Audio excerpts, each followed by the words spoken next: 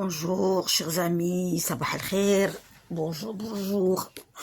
Voilà, en fuminant dans mon ordinateur, j'ai trouvé cette précieuse vidéo qui date de 2014, je pense, qui date de février 2014.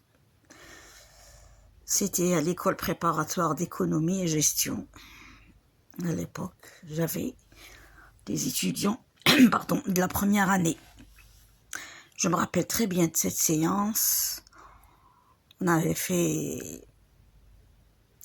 Enfin, mes étudiants avaient traité le sujet du football et l'économie. Alors, j'ai une pensée vraiment à mes étudiants, à mes ex-étudiants. Je ne sais pas, que devient-il? Je ne sais pas.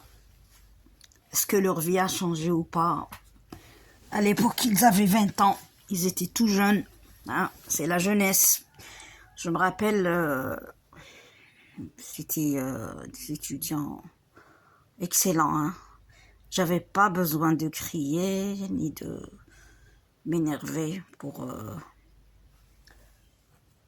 Je me rappelle, parce qu'à l'école d'économie et gestion, ils prennent les meilleurs. Hein. C'est ceux qui ont un 15 au baccalauréat. C'est ceux-là qui accèdent à l'école d'économie et gestion. Et en plus, ils étaient forts en langue française. Donc, on n'avait pas beaucoup de problèmes avec eux.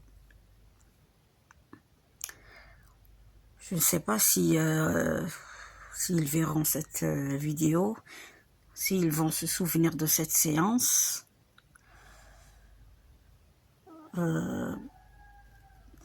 En tout cas, d'après l'année qu'on a passée ensemble, ils sont d'un avenir prometteur. Hein.